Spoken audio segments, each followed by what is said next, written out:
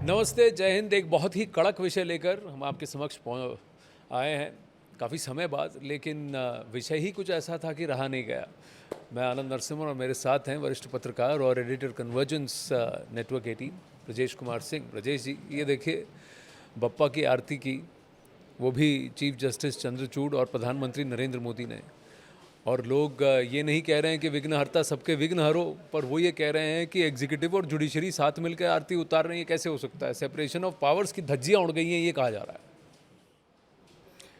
देखिए, जहाँ तक ये प्रश्न है कि क्या चीफ जस्टिस ऑफ इंडिया जो जस्टिस चंद्रचूड़ हैं उनके घर जाने की वजह से सेपरेशन ऑफ पावर पर खतरा आया है, या फिर यह नहीं होना चाहिए था, या फिर जस्टिस चंद्रचूड़ को अपने घर में गणपति की स्थापना ही नहीं करनी चाहिए थी।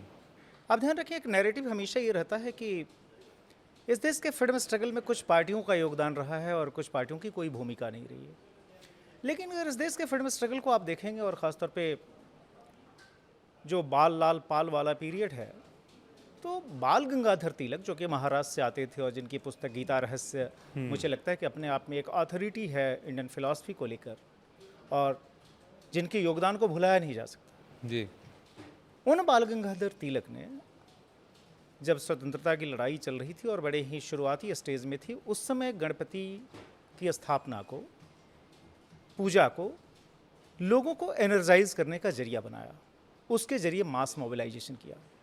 तो जहाँ तक गणपति की स्थापना है या गणपति पूजा का जो सिलसिला है, जो कि महाराष्ट्र से शुरू होकर अब आप देखें तो पूरे देश में फैला हुआ है, और तमाम आधुनिकता के बीच लोग जो है इसको बड़े उत्साह से मना रहे हैं, अगर उसकी स्थापना को लेकर कि सुप्रीम कोर्ट के चीफ जस्टिस के तौर पर जस्टिस चंद्रचूड़ अपने घर में, आप ध्यान रखें वो महाराष्ट्रियन है, महाराष्ट्र से आते हैं, क्या उसमें कुछ गलत था?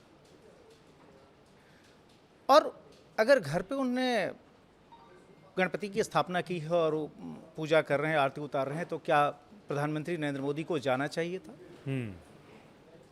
मुझे लगता है कि भारत में जो है, अगर आप देखें, जहाँ पर संविधान मौन हो जाता है, जहाँ कानून मौन हो जाता है, वहाँ पर हम ट्रेडिशंस की बात करते हैं।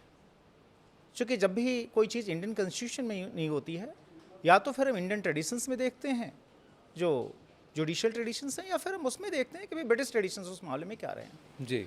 जाहिर है गणपति पूजा का मसला है, तो इसमें आपको इंडियन ट्रेडिशंस देखने पड़ेंगे, और उसमें भी जुडिशियल ट्रेडिशंस।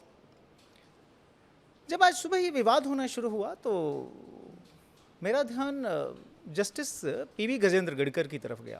ये तो former chief justice of India. जी हाँ, और जिनकी नियुक्ति जो है भारत के मुख्य न्यायाधीश के तौर पर देश के प्रथम प्रधानमंत्री जवाहरलाल नेहरू के समय में हुई थी। और जस्टिस गजेंद्र गढ़कर को लेकर किस तरह का, एक तरह से कह सकते हैं, भरोसा रहा होगा या फिर कॉन्फिडेंस रहा होगा नेहरू को, क्योंकि ध्यान रखें नेहरू जो है उस सेकुलरिज्म में आस्था रखते थे जहाँ पर कि ऑप्टिक्स का बहुत बड़ा रोल था। और जस्टिस सिन्हा, जो कि उस समय सुप्रीम कोर्ट के तत्कालीन चीफ जस्टिस थे, जब वो रिटायर हो रहे थे, और आप ध्यान रखें कि जस्टिस सिन्हा और उसके बाद से जो वरीयता क्रम में दूसरे नंबर के जज थे जस्टिस इमाम, ये दोनों ही मूलतः बिहार से थे, पटना हाई कोर्ट में प्रैक्टिस भी की थी, वहीं से ताल्लुकात भी था, दोनों एक दूसरे को जानते भी थे। लेकिन जस्टिस सिन्हा ने, चूँकि उस ज़माने में और आज के दौर में भी सीजेआई के रिकमेंडेशन का बड़ा रोल होता है जी। कि आखिर वो अपना उत्तराधिकारी किसको जो है रखना चाहते हैं, और इसमें अमूमन वरीयता क्रम का पालन होता रहा था जब से भारत गणराज्य बना, जब हमने कॉन्स्टिट्यूशन को अडॉप्ट किया और 26 जनवरी 1950 से भारत गणतंत्र बना, उसी समय जो हमारा सुप्रीम कोर्ट भी अस्तित्व में आया। क्योंकि ध्यान रखें, अगर आप इंडिया की लीगल हिस्ट्री को देखें तो कॉन्स्टिट्यूशन एडॉप्शन के पहले इस देश में जो हाईएस्ट कोर्ट थी वह फेडरल कोर्ट थी। जी। जब कॉन्स्टिट्यूशन को अडॉप्ट किया गया तो फिर supreme court of India existence में आई, जिसके लिए कॉन्स्टिट्यूशनल प्रोविज़न किए गए, और जो हम सेपरेशन ऑफ पावर की बात कर रहे हैं, और कई सारे जो एक्टिविस्ट किस्म के जज या पॉलिटिशियन हैं जो कि आज ये कह रहे हैं कि भाई मोदी और चंद्रचूड़ का जो ये गठजोड़ रहा खासतौर पे गणपति पूजा के समय में, वह जो इस सेपरेशन ऑफ पावर की भावना को खंडित करता है। जी। तो नेहरू ने जस्टिस इमाम के क्लेम को, चूंकि वो सेकंड सीनियर मोस्ट जज थे, इसलिए नहीं एक्सेप्ट किया क्योंकि वो करना नहीं चाहते थे, इसलिए क्योंकि जस्टिस सिन्हा ने उसके लिए इंसिस्ट किया। नेहरू के सामने धर्म संकट ये था कि आप ध्यान रखें कि देश के सुप्रीम कोर्ट के इतिहास में पहली बार ये मौका आ रहा था कि कोई मुस्लिम जज वरीयता क्रम में पहले नंबर पर था चीफ जस्टिस के बाद, और वो सुप्रीम कोर्ट का चीफ जस्टिस बन सकता था। लेकिन हालात ये थे कि जस्टिस इमाम की मानसिक सेहत इतनी खराब हो चुकी थी। इंडियन सुप्रीम कोर्ट के बारे में जो मैं मानता हूं कि सबसे ऑथोरिटेटिव काम जिसका है, अमेरिकन प्रोफेसर गॉडबॉ हैं, जिन्होंने कि इंडियन सुप्रीम कोर्ट को करीब 50 साल तक स्टडी किया जी, जो तमाम सुप्रीम कोर्ट के चीफ जस्टिस रहे, जजेज रहे, सबके साथ उन्होंने इंटरेक्ट किया। उन्होंने इस किस्से को डॉक्यूमेंट किया है। उसमें उन्होंने लिखा है कि नेहरू के लिए इसलिए मुश्किल था जस्टिस इमाम को चीफ जस्टिस बनाना क्योंकि जस्टिस सिन्हा फेवर में नहीं थे, और जस्टिस सिन्हा इसलिए फेवर में नहीं थे क्योंकि जस्टिस इमाम की मानसिक हालत इतनी ख़राब हो चुकी थी कि वह बेंच पे बैठे बैठे सो जाते थे। हालत ये थी कि अपने दम पर वो बेंच में आके बैठ भी नहीं सकते थे, या तो उनकी पत्नी या फिर उनकी बेटी को सहायता देनी पड़ती। तो ऐसे में उनको उच्च तो न्यायालय ऐसे में जस्टिस सिन्हा की राय थी कि मेरे रिटायरमेंट के बाद देश के सर्वोच्च न्यायिक आसन पर, अगर आप ध्यान रखें कि चीफ जस्टिस ऑफ इंडिया सर्वोच्च न्यायिक आसन को हिट करता है, उस पर बैठता है, उस पर बैठा हुआ व्यक्ति जिसकी खुद की दिमागी हालत ठीक ना हो, और सुप्रीम कोर्ट में ज़्यादातर मसले जो हैं कॉम्प्लेक्स नेचर के आते हैं, संवैधानिक मसले होते हैं, जो खुद स्वस्थ ना हो कैसे अगुवाई कर सकता है। नेहरू को भरोसा नहीं हुआ था, तो बाकायदा एम्स के डॉक्टरों का एक पैनल बैठा। उस पैनल ने यह बताया कि जस्टिस इमाम जो हैं उनकी मानसिक स्थिति किसी 9वीं पास के बच्चे से ज़्यादा की नहीं, और फिर डिनाई किया गया। सुप्रीम कोर्ट के इतिहास में पहली बार हुआ। और जस्टिस पीबी गजेंद्र गढ़कर, जिनकी किताब भी मैं साथ में लेके आया हूँ, हाँ, उनको चीफ जस्टिस ऑफ इंडिया बनाया गया। कवर जरा ये to the best of my memory लिखा है। To the best of my memory. हाँ, इस किताब में उन्होंने अपने लीगल करियर के बारे में, यहाँ तक कि सुप्रीम कोर्ट के चीफ जस्टिस के तौर के पीरियड का भी जिक्र किया है।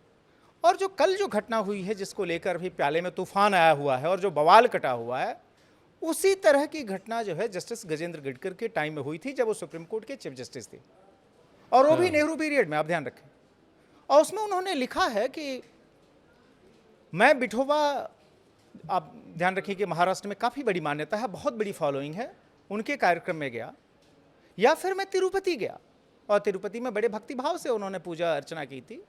तो इससे जो है, जो भारतीय संविधान में सेकुलरिज्म की बात है, वो कहीं प्रभावित नहीं होती है कि देश का चीफ जस्टिस ऑफ इंडिया ऐसी किसी जगह पर नहीं जा सकता। उन्होंने अपनी इस किताब में बड़े विस्तार से कहा है कि भारतीय संविधान में जो सेकुलरिज्म निहित है और जो आपका रिलीजन है, उसके बीच कहीं कोई कन्फ्लिक्ट नहीं है, कोई कन्फ्लिक्ट ऑफ इंटरेस्ट नहीं है।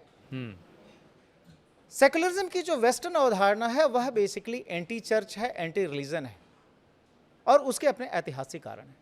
भारतीय परिप्रेक्ष्य में जो संविधान के निर्माताओं ने जब सेकुलरिज्म की बात की, और आप ध्यान रखें कि प्रस्तावना में सेकुलरिज्म शब्द जो है 1947 से लेकर 1950 के बीच नहीं डिस्कस हुआ था, नहीं डिस्कस। इनफैक्ट नवंबर 1950 अब पहले, बिकॉज तब इनके कार्यकाल में भी हमारे यह संविधान जो में सेक्युलर शब्द इमरजेंसी नहीं आया था। एज ए इमरजेंसी प्रोविजन, जिसमें कि कोई डिस्कशन डिबेट नहीं हुआ था, और सबको पता है कि as a populist measure secularism और सोशलिज्म, दो शब्दों को एक तरह से कह सकते हैं कि आपके प्रेम्बल को, जो कि सबसे पवित्र हिस्सा होता है प्रस्तावना, उसको छत विछत करते हुए इन शब्दों को डाला गया। लेकिन इसका अर्थ ये नहीं था कि भारतीय संविधान सेकुलर नहीं था, क्योंकि आप ध्यान रखें कि जो हमारे मौलिक अधिकार हैं उसमें से एक अधिकार जो है आपकी धार्मिक स्वतंत्रता है, कि आप किसी भी फेथ को प्रैक्टिस कर सकते हैं। फेथ ना भी हो किसी चीज़ में, किसी धर्म में, किसी संप्रदाय में, तब भी आपकी नागरिकता नहीं जाती। आप धार्मिक हो सकते हैं, अधार्मिक हो सकते हैं, गैर धार्मिक हो सकते हैं, हर परिस्थिति में आप इस देश के नागरिक हैं। तो जब ये मौलिक अधिकार मिला हुआ है, तो फिर न्याय की कुर्सी पर बैठा हुआ कोई व्यक्ति इससे कैसे जो है वंचित किया जा सकता। दूसरा ये है कि जस्टिस गजेंद्र गढ़कर ने, जो कि इंडियन फिलॉसफी के भी बहुत बड़े एक्सपर्ट माने जाते थे, उनका ये कहना था कि भारतीय संविधान में जो सेकुलरिज्म जो निहित है वह श्रीमद् भागवत गीता का सेकुलरिज्म है, जिसमें यह कहा गया है कि अगर वो कृष्ण कहते हैं अर्जुन को, हे कुंती पुत्र, अगर तुम मुझकी जगह अगर कोई किसी और भगवान में भी आस्था रखता है, तब भी वो मेरी ही आराधना करता है, उससे उसका अधिकार कम नहीं हो जाता। तो इस तरह की जो है, आप कह सकते हैं कि पृष्ठभूमि रही है, इस तरह के उदाहरण रहे हैं। तो स्वाभाविक तौर पर गजेंद्र गढ़कर भी महाराष्ट्रियन थे, चंद्रचूड़ भी महाराष्ट्रियन थे। दोनों की धर्म को लेकर जो अपनी रुचि थी उसके बारे में गजेंद्र गडकर ने काफ़ी पहले लाइन लिख रखी है कि चंद्रचूड़ ने आज जो किया उसमें कुछ भी गलत नहीं।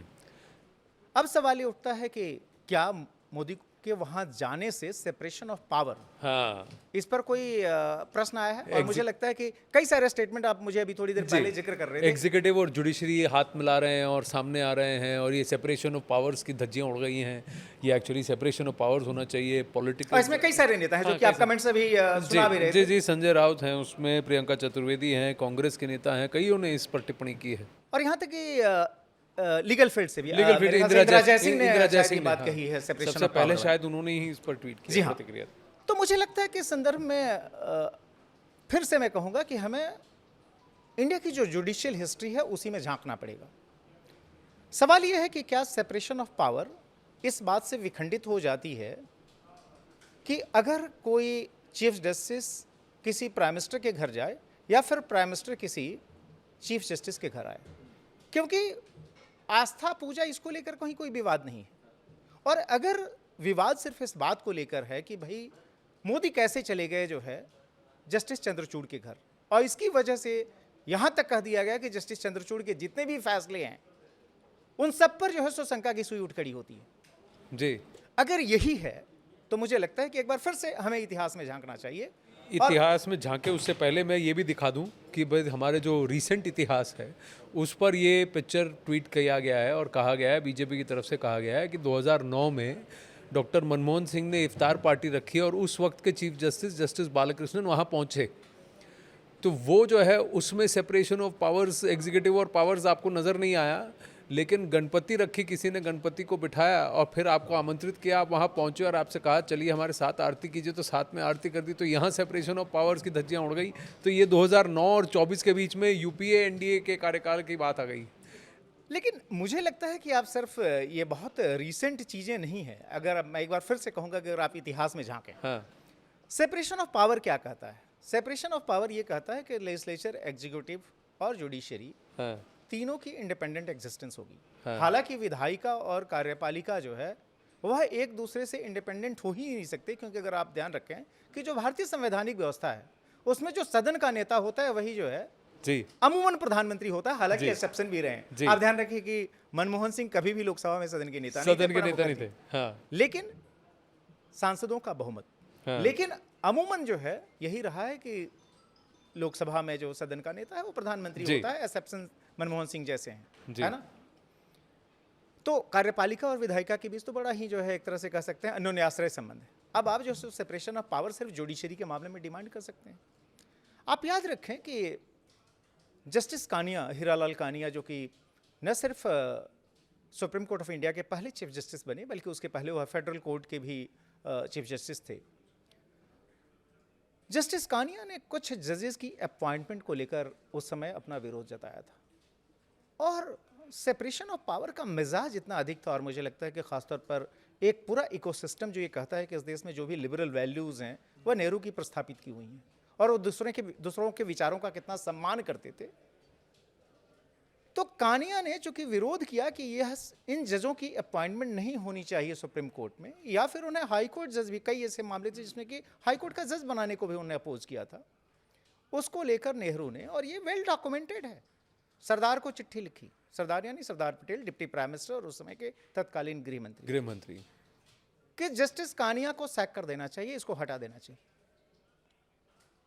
ये तो आपकी शुरुआत की बात है। आप आइए उसके आगे। आप ध्यान रखिए कि आज़ादी के तुरंत बाद कई सारे जगहों पर खासतौर पे संपत्ति के अधिकार को लेकर, आप ध्यान रखिए कि संपत्ति का अधिकार मौलिक अधिकार में आता था जब हमने संविधान को अडॉप्ट किया। लेकिन जो प्रोग्रेसिव मेजर्स थे जो कि कहे गए कि भाई जिसके तहत जमींदारी का उन्मूलन होना चाहिए, वह प्रोग्रेसिव मेजर्स जब आप लेने गए तो फिर उसके लीगल स्क्रूटनी शुरू हुई। अफेक्टेड पार्टीज जो है वो सुप्रीम कोर्ट में गई, सुप्रीम कोर्ट ने सरकार के खिलाफ वर्डिक्ट दिया। और हमारा जो है सेपरेशन ऑफ पावर में हमारी इतनी आस्था थी, इतनी निष्ठा थी कि हमने जो है उन सभी चीज़ों को जो कि सुप्रीम कोर्ट जिसको इलीगल ठहरा सकता था, जिसकी जुडिशियल रिव्यू कर सकता था, हमने उठाकर उसको 9th शेड्यूल में डाल दिया।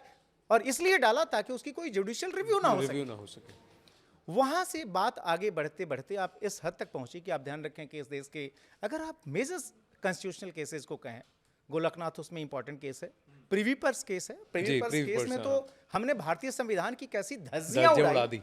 आज मैं देखता हूं कई नेताओं को कहते हैं कि भाई ये जो राजे महाराजे जो थे उनका तो कोई योगदान ही नहीं था इस देश के बनने में, इस राष्ट्र के बनने में। आप ध्यान रखें कि आज का जो भारत है उसका करीब 40% हिस्सा जो है प्रिंसली स्टेट्स का था, जहां कोई कांग्रेस नहीं एग्जिस्ट करती थी। और उस समय जब भारत इवॉल्व हुआ 15 अगस्त 1947 में, उस समय उनको पूरी आज़ादी थी कि उस समय भारत या पाकिस्तान में कहीं भी शामिल हो सकते थे, और आप उनको किसी जोर ज़बरदस्ती या हथियार के बल पर नहीं शामिल कर सकते थे। न तो किसी कांग्रेस पार्टी के नेता की औकात थी और न ही जो है ऐसा हो सकता था, क्योंकि कॉन्स्टिट्यूशनल प्रोविजन ये थे कि जब ब्रिटिश जो अधिनायकवाद जब खत्म होता था तो पूरी तरीके से फ्री थे अपना भविष्य निर्धारित करने के। बावजूद इसके अगर आप 3 किस्सों को छोड़ दें, जूनागढ़, हैदराबाद और कश्मीर, तो भारत के सभी देसी रियासतों के जो राजा थे उन सब ने भारत परिसंघ जो था, यूनियन ऑफ इंडिया, उसमें अपने को मर्ज करना कबूल किया। और उसके बदले सरदार पटेल ने उस समय सोवरीन गारंटी दी। जी, उससे sovereign बड़ी guarantee गारंटी इस देश में कुछ नहीं हो सकती। संप्रभु गारंटी कि आपके जो अधिकार हैं, जो आपके प्रिवी पर्स हैं, सुरक्षित रखे जाएंगे। लेकिन एक पॉपुलिस्ट मेजर के तहत सिर्फ और सिर्फ वोट बटोरने के लिए और उस पार्टी को ध्वस्त करने के लिए जिस पार्टी में मोटे तौर पर राजा थे, जो स्वतंत्र पार्टी के तौर पे जानी जाती थी, उनको नीचा दिखाने के लिए अपने प्रिवी पर्स को खत्म कर दिया, एबॉलिश कर दिया। और ये नेहरू की बिटिया इंदिरा गांधी ने अपने प्रधानमंत्री रहते हुए किया। और जब उसको सुप्रीम कोर्ट में चैलेंज किया गया और सुप्रीम कोर्ट ने प्रिवी पर्स केस में उन राजाओं के पक्ष में फैसला दिया, तो उससे श्रीमती गांधी इतनी नाराज हो गई कि उन्होंने जो है उसके बाद से कॉन्स्टिट्यूशनल अमेंडमेंट करके और जो है सो नलीफाई कर दिया जो है प्रिवी पर्स को। और ये हुआ। हाँ। इसके बाद से बैंक नेशनलाइजेशन केस, आप याद करिए, हम सभी लोग जो आज का जो उदारीकरण का दौर है, हम लोग सब लोग उसकी प्रोडक्ट हैं। वही वजह है कि आज हम लोग न्यूज रूम में बैठ के ये डिस्कस कर रहे हैं। अदरवाइज इस तरह का जो मीडियम था, यहां तक कि टेलीविजन, यह स्टेट मोनोपोली हुआ करती थी। वहां पर जो है बैंक नेशनलाइजेशन किए गए उसी समाजवादी सोच के तहत। आप देखिए, लेकिन जिस कांग्रेस पार्टी ने बैंक नेशनलाइजेशन किया वो भी जो है सुप्रीम कोर्ट के रूलिंग के खिलाफ जाकर, वही कांग्रेस पार्टी 1991 आते आते इस बात के लिए मजबूर हुई कि हमारा वो फैसला गलत था। फिर बैंकों के प्राइवेटाइजेशन की मुहिम शुरू हुई और एक के बाद एक तमाम नेशनलाइज बैंक जो है धीरे धीरे उनका कैरेक्टर चेंज हो रहा है, उनसे सरकार अपनी हिस्सेदारी धीरे धीरे हटा रही है। तो जब इस तरह के एक के बाद एक तमाम केसेस, चाहे प्रिवी पर्स केस रहा हो, चाहे बैंक नेशनलाइजेशन केस रहा हो, उसके पहले मैंने गोलकनाथ केस का जिक्र किया। ये तो लार्जर के परिप्रेक्ष्य में हुआ, लेकिन ये नेताओं का चीफ जस्टिस के साथ उठना बैठना मिलना जुलना, मैं आ रहा हूं। तो वहां पर क्या हुआ कि जब केशवानंद भारती केस, जो कि बहुत ही महत्वपूर्ण केस है इस देश के संवैधानिक इतिहास में, मैं मानता हूं कि वह सबसे महत्वपूर्ण फैसला है, अभी तक की सबसे बड़ी बेंच का फैसला है। 13 जजों की वो बेंच थी। अगर शायद केशवानंद भारती में ननी पालकीवाला के प्रयासों की वजह से अगर बेसिक स्ट्रक्चर डॉक्ट्रिन नहीं आया होता तो इस देश का क्या होता कोई नहीं बता सकता। आज जो विपक्ष या तमाम नेता जो कहते हैं कि देश के मूलभूत ढांचे के टूटने का खतरा है, दरअसल वो उस तोड़ने के कॉन्स्पिरेसी में शामिल थे।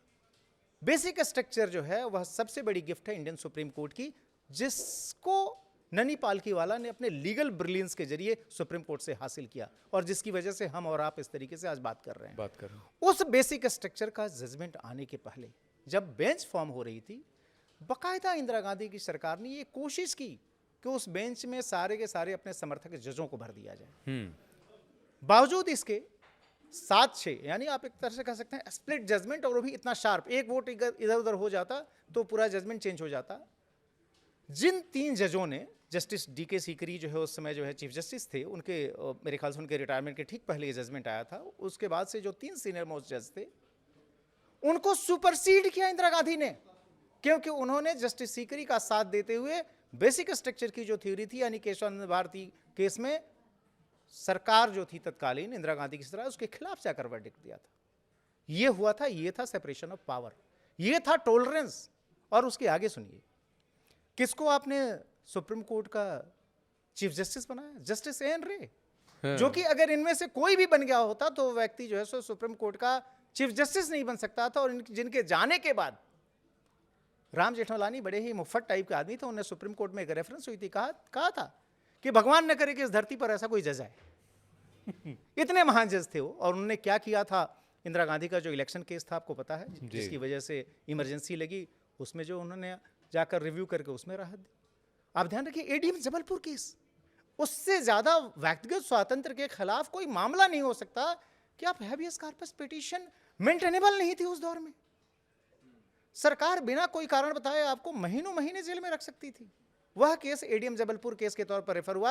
जिस जज ने एकमात्र डिसेंटिंग जजमेंट दिया उसको जो है फिर से सुपरसीड कर दिया गया, और वो जज थे जस्टिस एचआर खन्ना। ये तो एग्जीक्यूटिव का इन्फ्लुएंस ओवर द जुडिशरी की आप बात कर सकते मैं हैं। पर्सनली लेकिन मैं ये कह रहा हूँ कि जहाँ ये कह रहे हैं कि पीएम और सीजेआई की क्या मित्रता है, वो एक दूसरे से मिल क्यों रहे हैं, और वो भी पब्लिकली ये ऐसे क्यों मिल रहे हैं, तो ऐसा कोई उदाहरण है? क्योंकि जो किताब आपने पकड़ी है उसमें भी क्या एक उदाहरण? मैं आपको यही उदाहरण देता हूँ। ये जो है जस्टिस पीवी गजेंद्र गढ़कर, और ये शास्त्री जी का पीरियड था। मुझे नहीं लगता कि भारतीय राजनीति में या भारतीय समाज में कोई भी ऐसा व्यक्ति होगा जो कि शास्त्री जी की सूचिता और निष्ठा पर सवाल उठा सकता है। इतने सादे व्यक्तित्व के थे, इतने सचरित्र थे। छोटा सा कार्यकाल रहा लेकिन उन्होंने गहरी छाप छोड़ी। यहाँ तक 1965 के भारत पाक युद्ध में भी जो सो बड़ी मजबूती से भारत का नेतृत्व किया। वह शास्त्री जी जस्टिस गजेंद्र गढ़कर से हर दूसरे दिन मिला करते थे जी। यहां तक कि गजेंद्र गढ़कर ने लिखा है कि मैं उनके पास रात में जाता था ताकि शास्त्री जी के पास जब कोई कामकाज ना हो और हम लोग बैठ के आराम से बातचीत कर सकें। कई सारे महत्वपूर्ण मसलों में शास्त्री जो है गजेंद्र गढ़कर से राय लेते थे। यहां तक कि उस समय के जो तत्कालीन गृह मंत्री थे, उनका घर जो है जस्टिस गजेंद्र गढ़कर के घर के ठीक सामने था। उनके घर में वो नियमित तौर पे आते जाते थे। आज आप कल्पना करिए कि अमित शाह जो देश के गृह मंत्री हैं, अगर वो जो है जस्टिस चंद्रचूड़ के घर में चले जाएं, क्या हंगामा मचेगा। आप ये कल्पना करिए कि जस्टिस चंद्रचूड़ अगर नियमित तौर पर नरेंद्र मोदी के आधिकारिक आवास लोक कल्याण मार्ग अगर जाते रहें तो क्या हंगामा मचेगा। हम किस दौर में पहुंच चुके हैं। और ये सारा कुछ कब हो रहा था? आप ध्यान रखिए, ये कांग्रेस का दौर था। अब उसके आगे आता हूं, इंदिरा गांधी का भी पीरियड याद करिए। इंदिरा गांधी के पीरियड में कई सारे ऐसे, जस्टिस एन रे का किस्सा मैंने बताया आपको, ये सारे के सारे सकारात्मक जज के तौर पर लाए गए थे। और जब सुपरसीड किया गया था उन 3 जजेस को, तो पता है पार्लियामेंट में, सदन के अंदर उस समय के मंत्री थे कुमार मंगलम, माइंस और स्टील जैसे मंत्रालय थे उनके पास। उन्होंने उस जो इन 3 जजों को जो सुपरसीड किया गया उसको जस्टिफाई किया, ये कहते हुए कि ये तीनों जज हमारी विचारधारा से एग्री नहीं करते थे और ये सरकार के साथ कन्फ्रंटेशन की राह पर थे, और इसलिए इन तीनों को हटाया गया और जस्टिस एन रे को इसलिए बनाया गया है कि कम से कम सरकार के साथ ये कन्फ्रंटेशन रुकेगा। ये था सेपरेशन और पावर की वो महान व्याख्या। अब आइए जरा निजी संबंधों पर।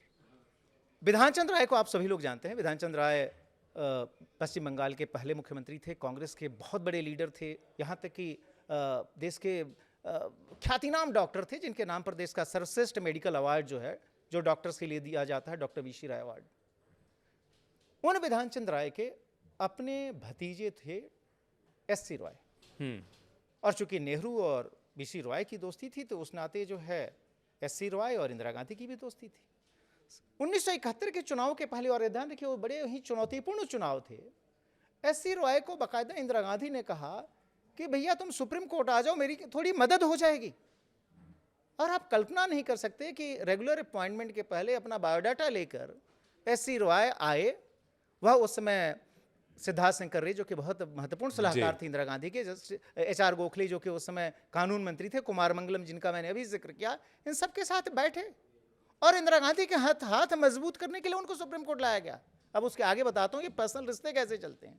जब वो बन गए तो फिर इंदिरा गांधी, चूंकि उनके आज का जो प्रयाग है जो कि उस समय इलाहाबाद के तौर पे जाना जाता था, और आपको पता है कि आनंद भवन से लेकर स्वराज भवन तक जैसे तमाम जो मकान जो कि मोतीलाल नेहरू के ज़माने में बने, ऐसी बहुत सारी फैमिली प्रॉपर्टीज़ थी इंदिरा गांधी की वहाँ पर। तो उसके जो लीगल डॉक्यूमेंट्स और उसके जो कुछ उनको समाधान चाहिए था, कुछ जो है सो मसले सुलझाना चाहती थी, तो एससी रॉय को जो है उन्होंने सारे दस्तावेज दिए और कहा कि हमारा मामला सुलझा दीजिए। दुर्भाग्य ये हुआ कि एससी रॉय की हार्ट अटैक से डेथ हो गई 71 में ही। जब वो मर गए तो मिसेस गांधी ने उनके घर से वो सारे डॉक्यूमेंट्स झपट के मंगवा लिए ताकि ये बात कहीं लीक ना हो। ये घटना का जिक्र खुद जो है मिसेस रॉय ने किया अपने पति के देहांत के बाद। तो ये थे सेपरेशन ऑफ पावर और एक दूसरे से दूरी बनाने के किस्से। तो यहाँ ये तो उल्टा चोर कोतवाल को डांटे वाली बात हो गई, लेकिन हमारे पास समय कम है ब्रजेश जी, पर एक विषय जो है मेरे संज्ञान में है। आप जरा मुझे वो किताब देखी, इसीलिए मैं आपसे पूछ रहा हूँ।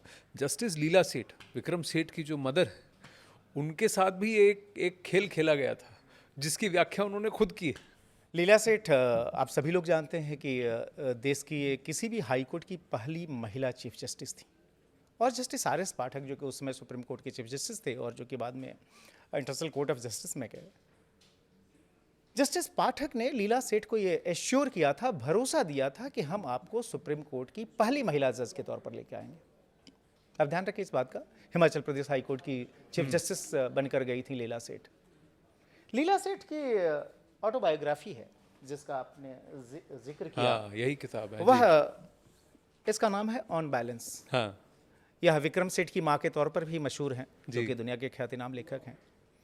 इसमें उन्होंने लिखा है कि मुझे बाकायदा एश्योर किया गया, सारी तैयारी हो चुकी थी। जस्टिस पाठक ने सरकार से कहा भी था, इस दौरान वो इंटरनेशनल कोर्ट ऑफ जस्टिस चले गए और इस दौरान दिल्ली में कुछ और खेल हुआ।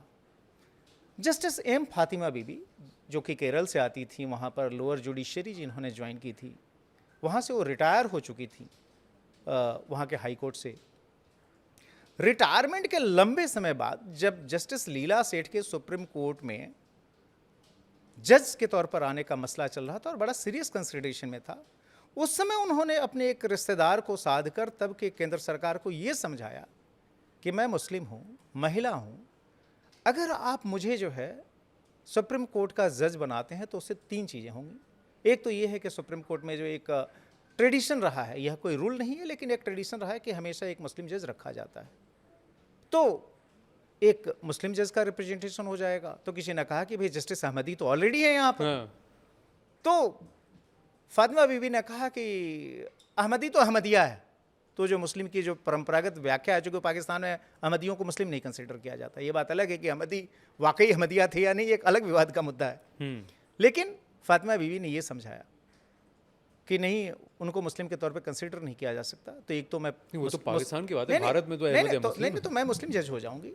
दूसरा ये होगा कि पहली महिला जज हो जाऊंगी। तीसरा ये है कि किसी भी इस्लामिक कंट्री में हाईएस्ट कोर्ट में कभी जो है इस तरीके से कोई मुस्लिम जो है सो जज नहीं रही है। तो उस लिहाज से भी जो है एक बड़ी नज़ीर होगा, चूंकि जो है सो भारत दुनिया का दूसरा सबसे बड़ा इस्लामिक देश एक तरह से आप कहें इस्लाम के फॉलोअर्स के हिसाब से तो था।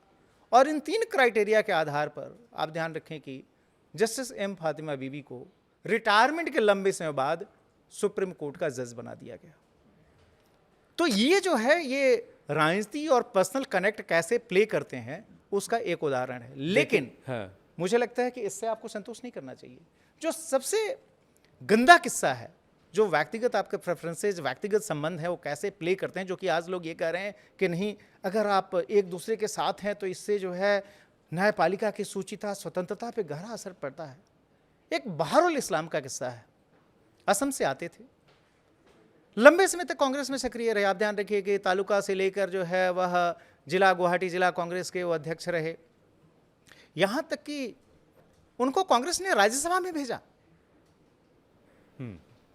राज्यसभा से फिर उनको इस्तीफा दिलवाकर, आप ध्यान रखिए, जब उनका टेंडर पूरा हुआ उसके बाद से फिर उनको गुवाहाटी हाई कोर्ट में पहला मुस्लिम जज बनाया गया। और वही नहीं, उसके बाद से फिर वो चीफ जस्टिस भी बने। मजे की बात यह है कि चीफ जस्टिस पद से रिटायर होने के बाद से उनको जो है चुनाव जो है लड़ाया गया। चुनाव ओब्वियसली वो नहीं जीत पाए। फिर उसके 9 महीने बाद, आप चूंकि ध्यान रखें कि हाई कोर्ट में रिटायरमेंट की जो एज है वो 62 है, सुप्रीम कोर्ट में आप 65 साल तक काम कर सकते हैं। तो उसके बाद से 63 साल की उम्र में बहरुल इस्लाम को, जो कि जिनकी इतनी गहरी जो है सो, मतलब आप सोचिए, हाई कोर्ट में अपॉइंटमेंट के पहले भी वो नेता थे, हाई कोर्ट से रिटायर होने के बाद भी नेता थे, राज्यसभा में जा चुके थे, उनको जो है फिर सुप्रीम कोर्ट का जज बनाकर लाया गया और उन्होंने एक रिकॉर्ड बनाया। सबसे अधिक उम्र में सुप्रीम कोर्ट में जज बनकर आने का 63 साल की उम्र में आए थे, आप ध्यान रखिए। और किसके क्लेम को डिनाई करते हुए? आज जो जस्टिस चंद्रचूड़ हैं, उनके पिताजी जो है, जो कि भारतीय सुप्रीम कोर्ट के इतिहास के लॉन्गेस्ट सर्विंग चीफ जस्टिस रहे हैं, उनके कार्यकाल में उनको अपॉइंट करवाया गया और वो भी जस्टिस चंद्रचूड़ के विरोध के बावजूद। बावजूद। चूंकि जस्टिस चंद्रचूड़ जस्टिस चंदूरकर नामक जज के, जो महाराष्ट्र यानी बॉम्बे से बिलोंग करते थे और बॉम्बे हाईकोर्ट के जज थे और जिनकी कैपेबिलिटीज को लेकर किसी के मन में कोई शंका नहीं थी, पर्याप्त अनुभव था, लेकिन उनको इसलिए नहीं सुप्रीम कोर्ट में लाया गया चूंकि इंदिरा गांधी की जो सरकार थी वो ये मानती थी कि चूंकि उन्होंने गुरु गोलवलकर के अंतिम संस्कार में हिस्सा लिया था, इसलिए वो घनघोर संघी थे और ऐसे संघी को अपॉइंट नहीं किया जा सकता। उसके बदले किसको अपॉइंट किया गया? एक घनघोर कांग्रेसी को, जो कि एक प्रैक्टिसिंग कांग्रेसी था। मजे की बात देखिए, उसके बाद बात यही नहीं खत्म हुई। सुप्रीम कोर्ट से रिटायर होने के बाद से बहारुल इस्लाम फिर से राज्यसभा में भेजे गए। तो ये जो है इस देश में जो जुडिशियल मिमिक्री रही है और पॉलिटिकल पार्टियां कैसे अपने सुविधा के हिसाब से उसका इस्तेमाल करती रही हैं, अगर इन सब किस्सों, और मैं बता रहा हूं कि ऐसे किस्से कोई एक दो नहीं है, ऐसे हजारों किस्से हैं तो फिर जो दर्ज हैं। तो अगर सुनाने बैठो तो 10 घंटे भी कम पड़ जाएंगे। इतना कहा जाए कि इस आरती को लेकर और विघ्नहर्ता की आरती को लेकर के जो बवाल कट रहा है और जो काट रहे हैं बवाल, वो जरा खुद ही अपने घर में झांक के देखें और देखें कि वहाँ कितना रायता फैला हुआ था पहले। ब्रजेश जी, मजा आया, यहाँ पर विराम देना होगा। और इस कंडक्ट में जी संवैधानिक तौर पे कुछ भी गलत नहीं, हाँ बिल्कुल नहीं, कहीं भी ये एक्सपेक्टेड आपसे नहीं है। ना तो आपके देश का संविधान मना करता है कि आप अपने घर में गणपति का पूजा नहीं कर सकते। इस देश का संविधान ये नहीं मना करता कि आप जो चीफ जस्टिस है और उसकी और प्राइम मिनिस्टर की मुलाकात नहीं हो सकती। सैकड़ों उदाहरण हैं। नहीं, उदाहरण तो है। देखिए, अगर ये देश का संविधान किसी टॉप वकील को देश के चीफ जस्टिस के साथ गोल्फ खेलने से नहीं रोक सकता या किसी क्लब में बैठकर डिनर करने से नहीं रोकता, तो फिर वही संविधान देश के प्रधानमंत्री और सर्व जग सामने, ऐसा नहीं कि छुप छुप के कर रहे हैं, जब सबके सामने किसी देवता की आरती करने से क्यों रोकेगा? क्यों उस पर विरोध होना चाहिए? मुझे लगता है कि सुविधाओं का सवाल है। आप ध्यान रखिए, मैं पिछले 5-7 साल की अगर घटना आपके सामने रख दूं तो ये सारे विवाद क्यों पैदा होते हैं। आप ध्यान रखिए कि जस्टिस रंजन गोगोई, जब उन्होंने अपने साथी जजों के साथ मिलकर जस्टिस दीपक मिश्रा के खिलाफ प्रेस कॉन्फ्रेंस की थी, तो पूरे लेफ्ट लिबरल गैंग के हीरो थे जी। कहा गया कि एक क्रूसेडर जज है।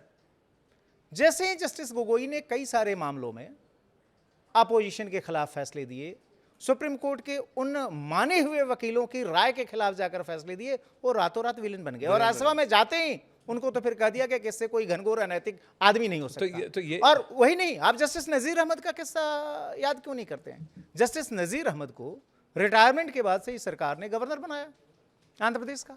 रातों रात जस्टिस नजीर अहमद का पूरा कैरियर जो है लोगों ने खल्लास कर दिया। ये कह दिया कि भाई उससे बेईमान कोई जज नहीं हो सकता। और वो भी तब जबकि नेहरू के जमाने में, आप ध्यान रखिए, सिटिंग सुप्रीम कोर्ट जज को रिटायरमेंट के पहले मेजर पॉलिटिकल अपॉइंटमेंट दी गई। ये लिस्ट चलती रहेगी, पर ब्रजेश जी फिलहाल इस वार्ता को यहीं विराम देते हैं और भी तथ्य आपके सामने लेकर आएंगे जल्द। तब तक के लिए देखते रहिए न्यूज़ 18। नमस्ते। नमस्कार।